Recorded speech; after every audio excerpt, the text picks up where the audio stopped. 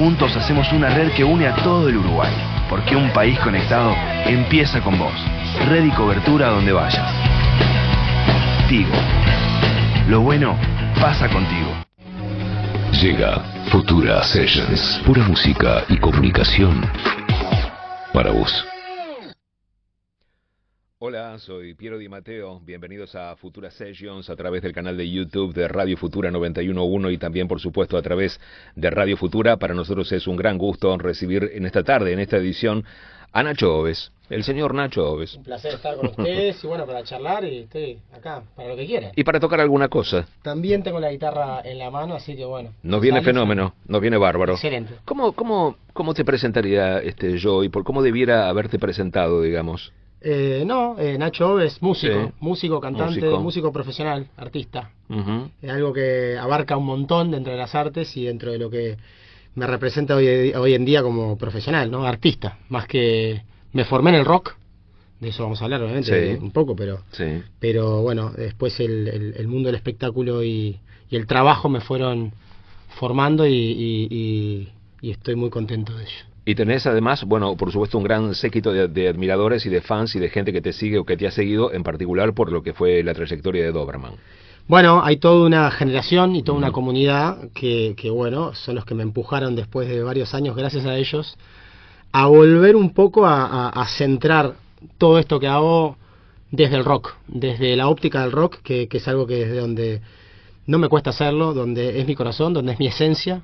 Yo de muy chico aprendí todo con Doberman y es la música que escuché naciendo, ¿no? Más allá de que después me abría todo, pero el rock and roll y todas sus ramificaciones es lo que me apasiona, es lo que tengo dentro de mis venas y se lo quiero volcar ahora de nuevo a mi carrera. Esas ramificaciones son como venas, justamente. Totalmente. De alguna forma. Sí. Pero vos le decías, la formación, ¿ya sonaba rock en tu casa o sonaba música en general? ¿Viene del lado más de tu padre que de tu madre, de ambos, de tus hermanos mayores? En casa sonaba rock, en casa sonaba rock, en casa sonaba Deep Purple. O sea, mi padre en los años 70 era el rockero, el metalero de la cuadra, porque no era fácil tener esos álbumes, Sí. sobre todo el Machine Head de Deep Purple, que es el primer álbum como de rock duro que hay en casa.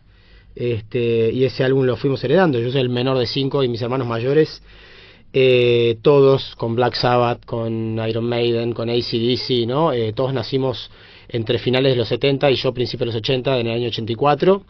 Así que todo lo que es el rock también fue importante para mí creciendo, porque era la escena mundial de pop, era rock, digámosle, ¿no? Claro, o sea, lo más obvio. pop que había era Roxette, y tienen guitarras de rock, tienen una cantante muy física, entonces ya eso siempre me influenció y bueno, de los Beatles a Deep Purple en casa era lo que dominaba, y bueno, tuve yo creo la suerte y la dicha de que papá me haya pasado eso a mí y a mis dos hermanos. ¿Y qué fue lo que pasó ahí? ¿Cómo se dio ese quiebre en definitiva? O bueno, de alguna manera también pudo haber sido un proceso, obviamente, en el que en definitiva dijiste, bueno, yo me voy a dedicar a esto, voy a estudiar guitarra, o no sé, supongo que habrá sido el primer instrumento que de estudiaste. hecho hubo un par de hechos, pero así, que son el momento. En particular, ya a los 10 años yo ya estudiaba música, desde los 7 años estudiaba guitarra y música, escribiendo, leyendo, algo que no era muy común para esa edad, Claro. pero tenía una facilidad que bueno, que No era común en esa época. Claro, y ¿qué pasa? Mi profesor me vio que yo tenía como unas aptitudes como rápidas de oído, y bueno, me aprovechó y además me hizo la parte formal de escribir y todo eso. Y básicamente eso porque yo jugaba a tocar guitarra en casa y bueno, mamá me mandó a las clases, pero después hubo un episodio, fui a ver a Fito Páez a los 10 años fue en el Shopping Punta Carretas, tocaron la gira del Circo Beat. Yo tenía 10 años y en ese momento vi a Claudia Puyó por primera vez, vi la silueta como si fuera Janis Joplin, le vi los rulos y ella en la primera canción, que era Circo Beat, era lo que salía ahí. Ella hacía la parte como de coros de gospel al final, ¿no? Yeah, esas cosas, y bueno, dije, yo quiero hacer eso. Claro. Eso fue particularmente con algo que yo pude ver. Yo ya estaba decidido porque me gustaban los Guns N' Roses, porque me gustaba Michael Jackson, porque me gustaba Paul McCartney, pero... ¿Hubo una primera canción que vos dijiste, esta canción es la canción que para mí, que más te gustó, que más te impactó ya en tu niñez? Había un tipo de canción. Había un tipo de canción que era... ¿Llegaste a sacarlas en aquel...? No te estoy pidiendo que le hagas a guitarra en este momento, no, o si pero... quieres hacerlo, podés hacerlo. No, por supuesto... ¿Qué primera canción? Me gustaban mucho las canciones, por ejemplo, que tenían como un ritmo muy marcado con los bajos, ¿no? Entonces me pasaba con algunas canciones de Led Zeppelin o algunas canciones de Black Sabbath, me pasaba con algunas canciones de Queen, ¿no? Claro. A mí todo eso me cautivaba. Sin duda había algo en el ritmo que me cautivaba. ¿Te cautivó el bajo? Entonces, sí, sí, siempre. La parte rítmica de la música siempre fue lo primero, lo más, viste que es lo más orgánico, prehistórico, que tenemos, la percusión, ahí va, bueno, eso siempre a mí ¿Pero estudiaste batería también? No, simplemente pero tocar la batería igual. Claro, porque, ¿qué pasa? Cuando uno estudia música, esto todos los músicos lo van a entender, y les explicamos a los que no son músicos, que cuando uno estudia música, la teoría musical, después el hecho del instrumento es una mecánica que uno puede aprender, y podés tener más facilidad o menos para ciertos instrumentos. Entonces yo siempre digo que puede haber un chino que toque más rápido que vos siempre. Pero ¿qué pasa? Eso es por la práctica. Entonces siempre va a haber alguien que pueda ejecutar la mecánica mejor que vos. Pero el entendimiento de la música es universal. Entonces uno puede tocar muchos instrumentos, los multiinstrumentistas, porque saben música. Sí, seguro. Obviamente que hay gente que es autodidacta. Yo fui muy autodidacta en muchos instrumentos. Pero lo que estudié fue guitarra y música. Entonces después pude aprender a tocar el piano solo. Pude aprender a tocar la batería, la percusión, pude tocar, fui bajista de Doberman, entonces el bajo, porque simplemente son las mismas notas. Esa es un poco la explicación. Pero... ¿Y cómo se forma Doberman? ¿Doberman es tu primera banda o ya habías tenido algún ensayo de banda con otros compañeros de liceo, No, etcétera? siempre tuve bandas a nivel amateur, tuve un montón de bandas, ya desde los 11 años que yo tenía bandas, y siempre hacíamos covers de algún cover de rock nacional que era más simple tocar, de los Buitres, ¿viste? Que eran tipo... Voy a beber tus ojos rojos, algo así me acuerdo que cantábamos, después obviamente con los Buitres, años después hice gira todo y les conté, pero tocábamos ese tipo de canciones. Esas primeras bandas adolescentes hasta que en definitiva luego dejaste el liceo. Claro, yo cuando llego al liceo empiezo a tropezar un poquito con mis decisiones de decir, onda, bueno, me quiero dedicar a la música, ¿cómo hago en este país? Año 2000 aproximadamente, 99. ¿Porque con tu familia estaba todo bien? Sí, con mi familia estaba todo bien, no me regalaron nada, pero tampoco me decían... Estaba todo bien en el sentido de que dale para adelante con la música. No es que me decían tomar la guitarra, tomar las clases, sí. Listo, todo eso era lo que había. Entonces, en algún sentido sí había una cultura musical en casa, pero entendían que una carrera profesional, que era lo que yo pretendía. Yo nunca tuve problemas en el liceo en el sentido que era ordenado, era deportista, no tenía problemas con mis amigos, nunca fui un problem child, como se dice. Sí. Pero sí empecé a tener problemas con a nivel de personalidad y de ¿cómo se dice? De chocar por la idea de que vos querías tener una banda. Totalmente, con los adscritos, con los directores, y eso transmitían a mi casa de que yo, de alguna manera, era un problema, y no era un problema. Yo quería ir a ver la prueba de sonido de Eric Clapton de repente, y me escapaba del liceo para eso. Y a mí me parecía totalmente válido y que yo estaba estudiando para mi carrera, ¿no? O sea, yo estaba convencido que no estaba haciendo nada malo. Entonces, en esa época... Lo que pasa es que en aquel entonces no había un incentivo, lo que ibas a decir, no había un incentivo, digamos, a que donde se veía un perfil artístico, se le pudiese impulsar, apoyar y que siguiese Señora, no existían las redes sociales, no existía el mundo globalizado. Exacto. La carrera de artista era muy utópica en toda la región, no solo en Uruguay, ¿sí? Entonces, yo ya veía que tenía que valerme por las mías y salí a trabajar al mercado laboral con algunos conocidos. Por suerte nunca me faltó nada, siempre tuve todo lo que necesité, pero la verdad que tuve que ir a remar ya de chico a los 16 años, casi 17, y abandoné el liceo. Sí, rápido me puse a estudiar canto en ese momento con un cantante cubano ya, Eddie Peñalver, que mi maestro, lo amo, lo adoro, y me fue formando la voz en esas épocas, porque al mismo tiempo formé Doberman. Y al mismo tiempo formé Doberman y empecé a cantar ya un poco más de rock pesado, y ahí ya la voz necesitaba un poquito más de formación. ¿Cómo nace Doberman entonces? Y Doberman fue un encuentro casual en la noche, en la calle, donde yo estaba guitarreando en esas noches de adolescencia, y dos tipos más grandes de edad, bastante más grandes de edad, Poner si yo tenía 17, 18, yo tenían 27, ¿no? Bastante tipos más. con Y sobre pelo largo, todo, imagínate sí. los dos Tipos tipos con pelo largo. con pelo largo, Sí. bien como los 90, lacio, Ajá, sí. jeans, botas tejanas, Ajá. remeras de los, no sé, de los Guns N' Roses, o sea, Sí. algo así. De Fleppard, ponele. Sí, ponele. Y bueno, y me escucharon cantar Highway to Hell de AC/DC, de hecho. Ujú. De noche en un bar que yo estaba simplemente, habíamos ido a tomar una cerveza con amigos y tenía guitarra encima. No es que yo no estaba contratado por nadie en ese momento. Te pusiste a... Estaba muy lejos de estar contratado. Claro. Sí, Pero, me puse a cantar. pero tenías una guitarra a mano y te pusiste a cantar. Me puse a cantar Highway to Hell de AC/DC a los gritos. Ajá. Una canción que me acompaña desde que yo descubrí mi voz para cantar Ujú. rock and roll, desde mucho antes del profesionalismo.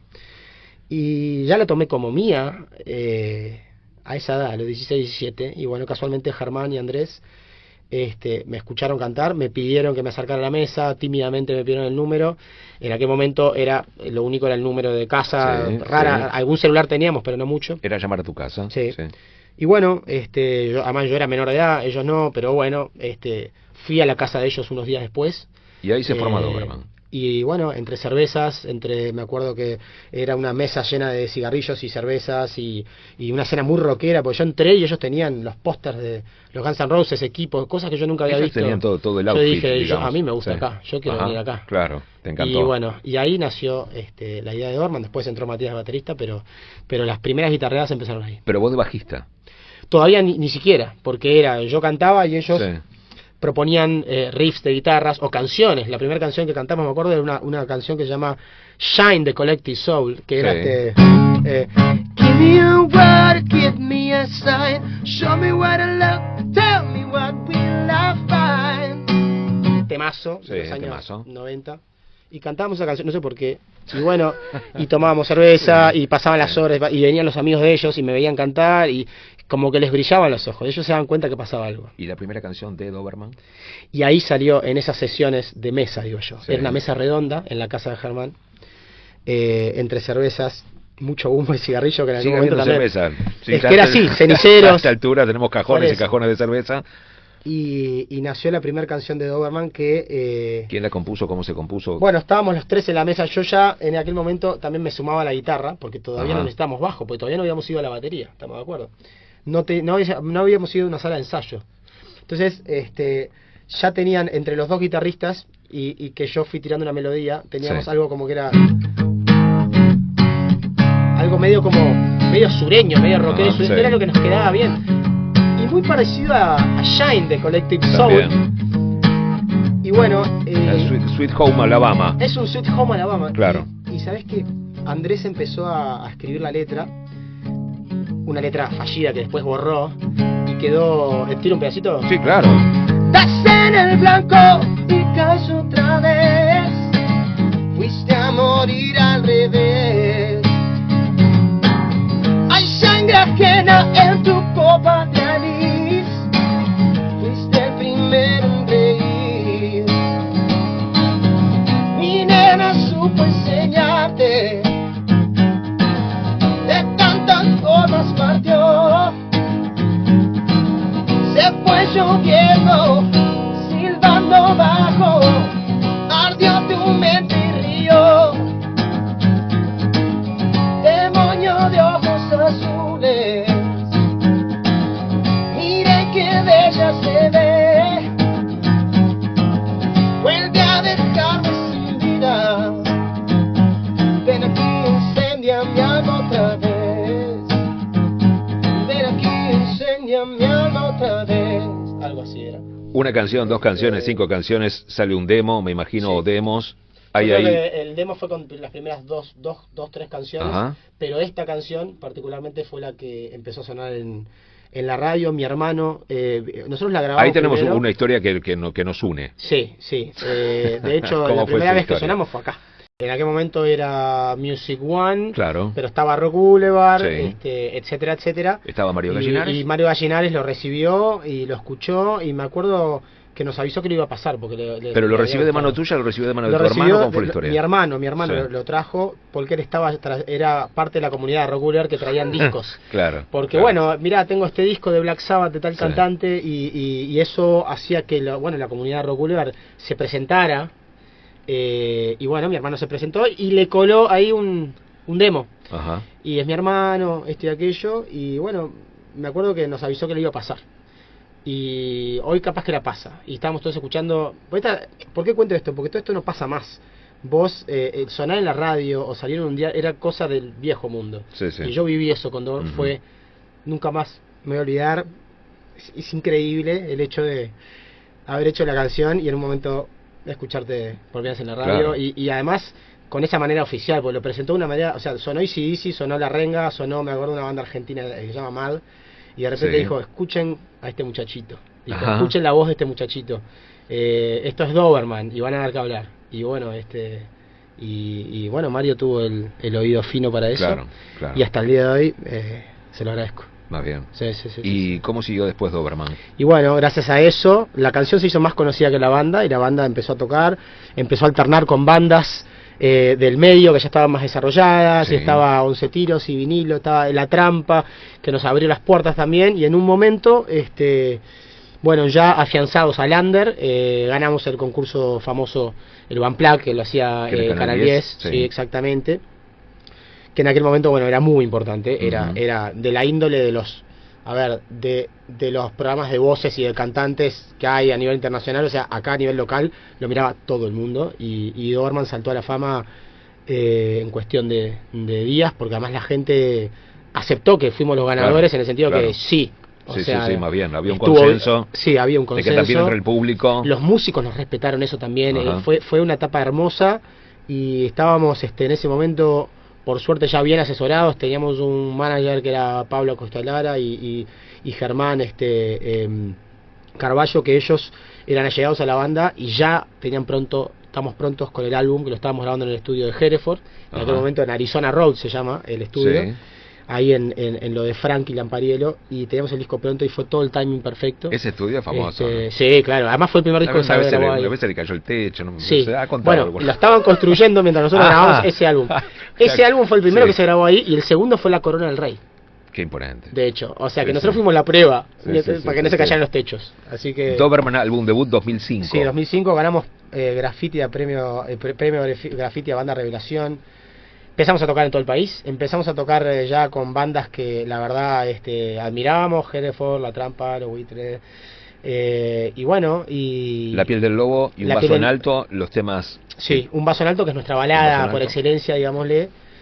Que bueno, en aquel momento ya la teníamos compuesta para el álbum, y fue tomando una fuerza propia esa canción. Y te digo, hoy en día, 20 y pico años después, esa canción la cantan lo he visto en los bondis, Sí. lo he visto en los campamentos, los amigos, los grupos de amigos, cuando salen, cuando se juntan. La canta Mendario Spuntone, por ejemplo, la Ajá. grabaron en un álbum. Sí. O sea, que imagínate una canción que hicimos cuando tenía 18 años, que la graban otros artistas. O sea, es algo que no puedes creer. Y yo considero, humildemente, que quedó en la historia de una generación del rock nacional. Tenemos para hablar, por supuesto, de lo que va a ser el próximo show de la banda, porque la banda en definitiva vuelve. Además, ha habido toda una reedición Sí. con remasterización Sí. de los 3 discos que están presentes en plataformas. Sí. Que eso Lo- es imponente, una celebración de los 20 años. Claro, que, ¿qué pasa? con En este todo. momento, como te dije, que pasaron 20 y pico de años, se viene un show el 6 de junio en MM Box. Y bueno, se llama Doberman XX, 20 en números 20, romanos, sí. le quise dar estilo. Sí. ¿No? Quedó bueno, quedó rockero. Y sabés que nada, lanzamos por primera vez, porque hago un raconto, después nos fue muy bien, está bárbaro todo, pero la banda finalizó en 2013 aproximadamente. Al menos yo me fui, y bueno, la banda hizo algún intento de seguir, pero quedó en la nada. Y nunca Doberman se digitalizó, nunca vino al mundo de hoy. Entonces, Claro. los discos físicos se fueron perdiendo, los videos de YouTube se fueron apagando, y bueno, decidí ahora ordenar la casa, y tenemos los 3 álbumes que salieron a nivel digital, Ujú. más una recopilación que se llama Doberman XX, justamente como Claro. festejo de esta vuelta, y es la temática del show, y están remasterizados, por ejemplo, el segundo álbum, El Último en Pie, que es un discazo, pero no estaba terminada la edición, consideramos, le hicimos una remasterización y se nota el cambio. Entonces en Spotify pueden disfrutar de eso, y todos los fans que durante años me pidieron que no podían escuchar la música salvo en YouTube. Claro. Y en YouTube subida por fans, ¿no? Ajá, sí. Así que en este momento la gente está disfrutando de eso. Con gran calidad de sonido, más sí, bien. con la Eso mejor, y recuperamos imágenes, recuperamos las tapas, recuperamos los logos. Es maravilloso el proceso que se está haciendo, porque para mí es muy importante. Yo soy el fan número 1 de Doberman. Y soy el keeper, yo soy el protector de Doberman, porque quiero lo mismo que quieren todos los fans. Así que nada, para el show, viste, inclusive las remeras, todo lo que no existió nunca más, y todo eso vuelve a existir.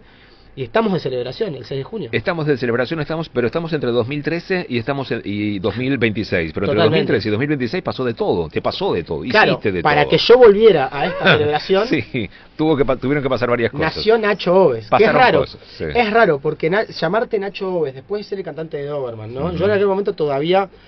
¿Qué pasó? Yo en aquel momento todavía trabajaba, todos teníamos trabajos, era semi-profesional el concepto de Doberman, sí. Pero yo empecé a ser coach de canto, porque bueno, me hice una reputación como cantante de rock, empecé a dar clases de canto, empecé a grabar música para comerciales, y bueno, lo mío a nivel profesional fue floreciendo, por más de que, y creo que una de las razones también por la separación con Doberman fue un poco eso, para buscar continuar con la carrera, y además habíamos hecho unos últimos...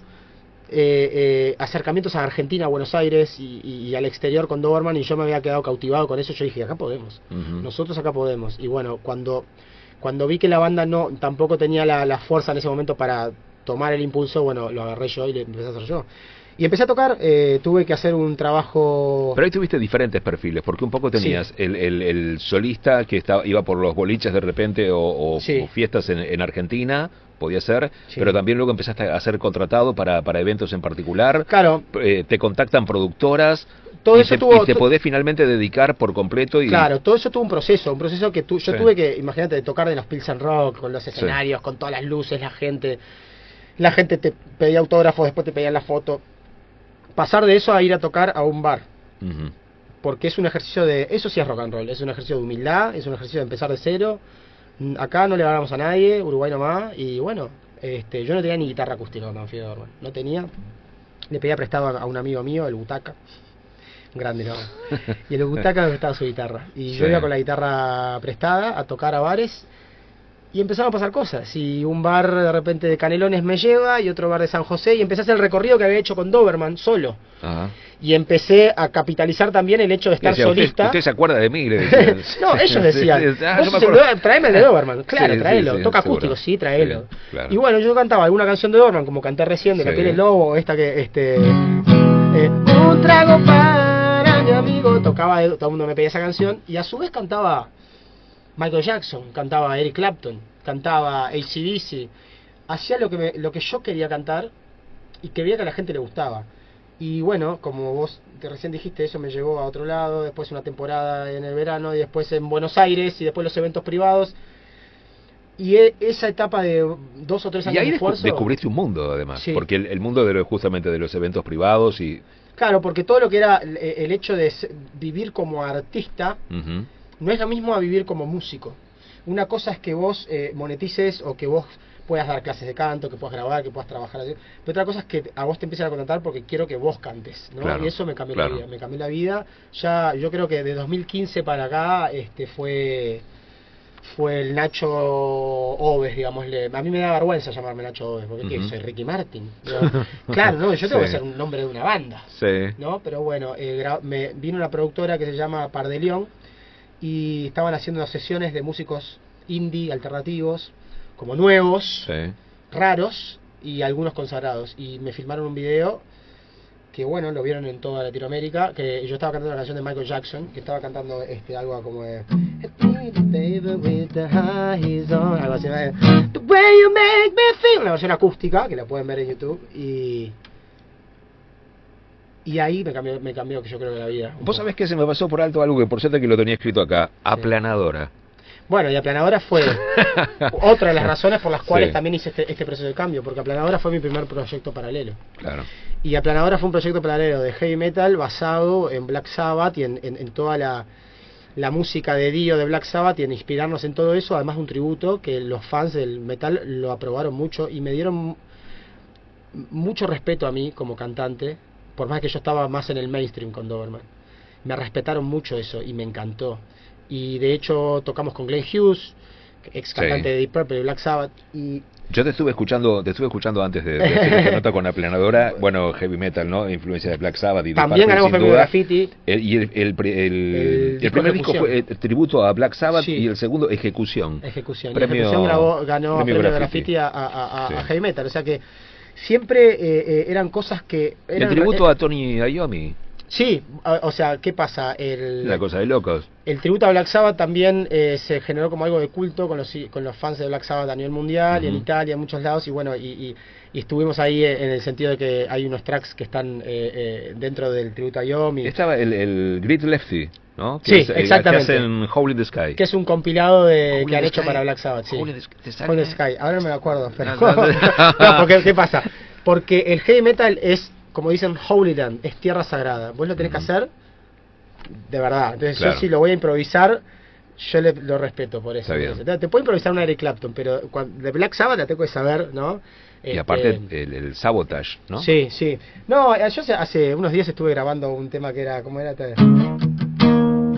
Sabla de Sabbath.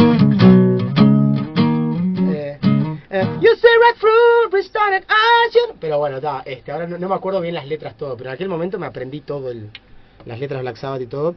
Y bueno, ¿qué pasó? También en la interna de Doberman no estaban tan de acuerdo que yo hiciera muchas cosas. Ajá. Porque yo era la cara y era la voz de Doberman. Y lo entiendo, pero yo decía también, no, pero pará, si David Coverdale y Glenn Hughes tocan con todos, digo, yo que no soy nadie, ¿cuál es el problema? ¿No? Entonces yo quería hacer cosas y nada, yo soy así, yo quería hacer cosas y Aplanadora, no te digo que fue una de las razones por la cual no seguí en Doberman, pero fue una de las muchísimas razones que yo veía que yo necesitaba liberarme en ese momento y no tiene nada que ver con mis ex compañeros, era como estaba hecha la banda, éramos una cooperativa y en parte tenían razón, yo creo. Te liberaste entonces por un lado con la Aplanadora, por supuesto, pero por otro lado, como vamos a retomar esa cuestión de la carrera como músico que tiene que ver con las contrataciones. Ahí hay una historia, bueno, que quizás ya la has contado en más de una ocasión, el casamiento de Godín. Sí, bueno, esas ya son anécdotas, digamos. Es que ya son las dulces. Esas son las dulces. Porque bueno, también podemos contar las dulces, claro, obviamente. Por eso, las que no son tan dulces fueron las primeras que yo empecé a tocar en bares por necesidad. Claro. Y eso llegó con la guitarra del butaca. El butaca. ¿Viste? Sí. Butaca, un beso.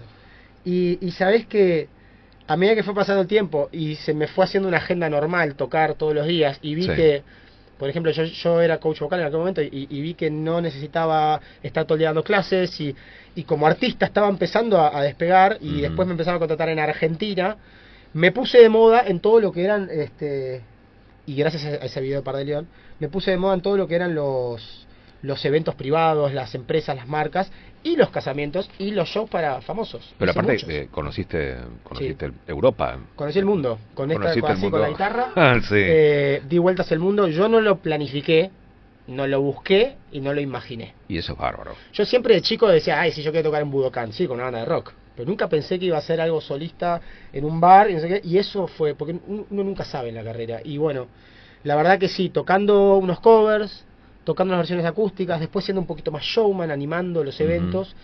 Y bueno, por ejemplo, el casamiento de Godín es uno de ellos. Estaba todo Diego Godín, Sofía Herrera y Antoine Griezmann, que le estaba pidiendo plena. Estaba Antoine Griezmann, porque estaba todo el plantel del Atlético de Madrid, al menos los más conocidos. Y yo sentía un tipo que me pegaba atrás, me decía, dale, tocate una cumbia, me decía, tocate una cumbia.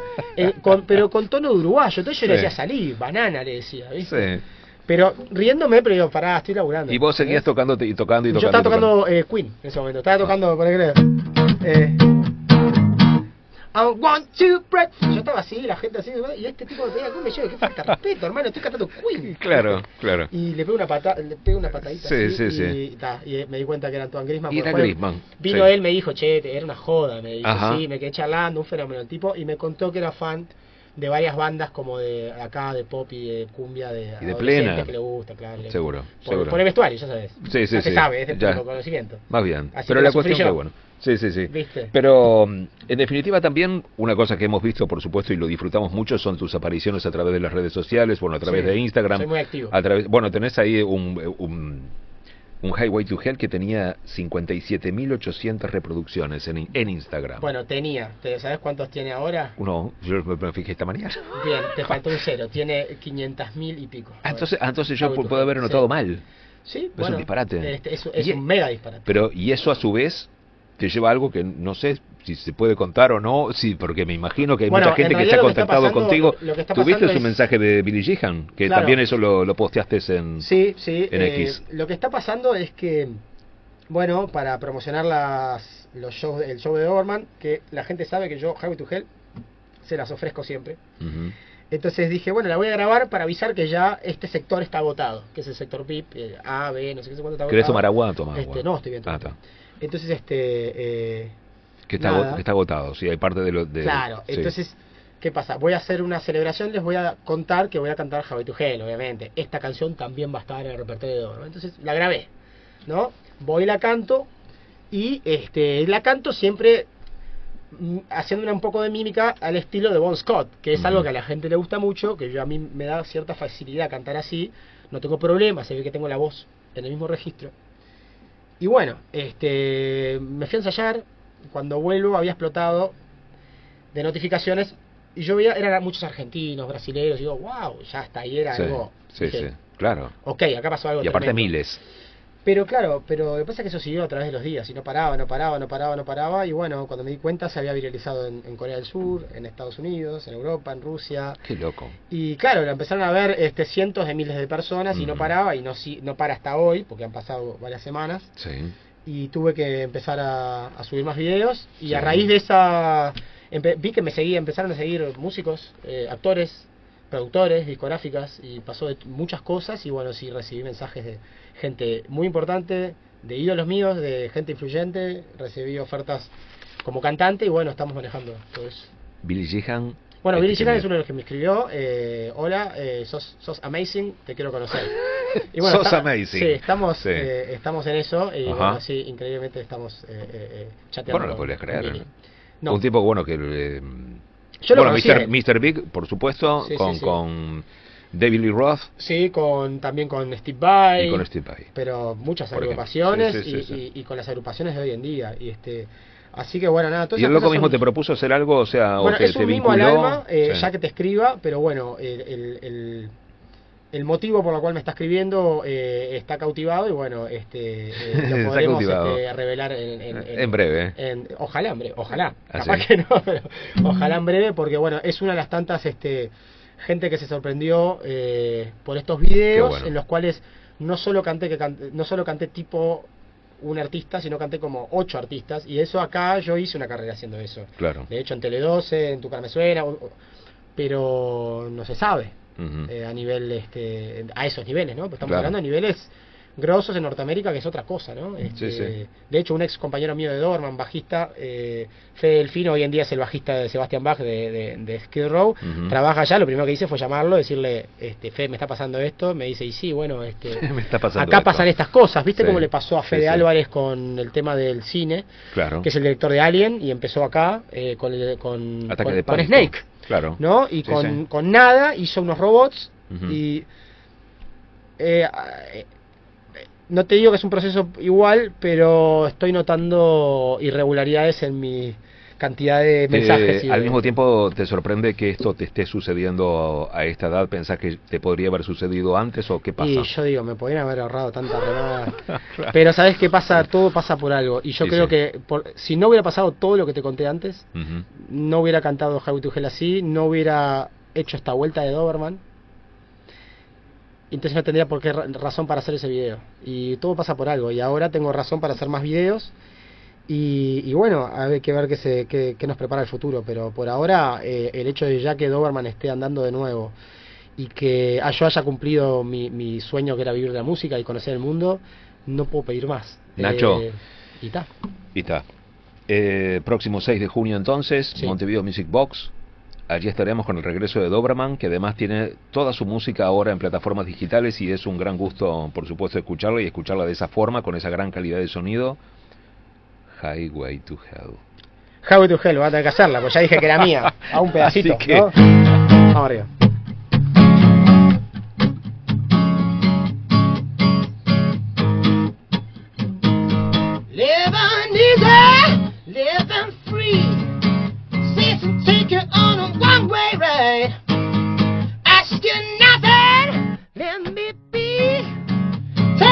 Everything done my stride. Don't need reason, don't need rhyme.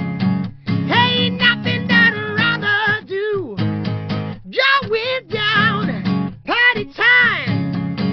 My friends are gonna be there too. I'm on the highway to hell. Highway to hell. Highway to hell. Highway to hell. And I'm going down all the way. I'm on the highway to hell. Nacho Oves, muchas gracias por haber estado con nosotros, un gustazo placer. realmente, y bueno, el gustazo lo tuvimos todos, un gran disfrute y muchísimas gracias por haber compartido este momento con nosotros acá en Futura Sessions. Hasta la próxima. Gracias. Juntos hacemos una red que une a todo el Uruguay, porque un país conectado empieza con vos. Red y cobertura donde vayas. Tigo. Lo bueno pasa contigo.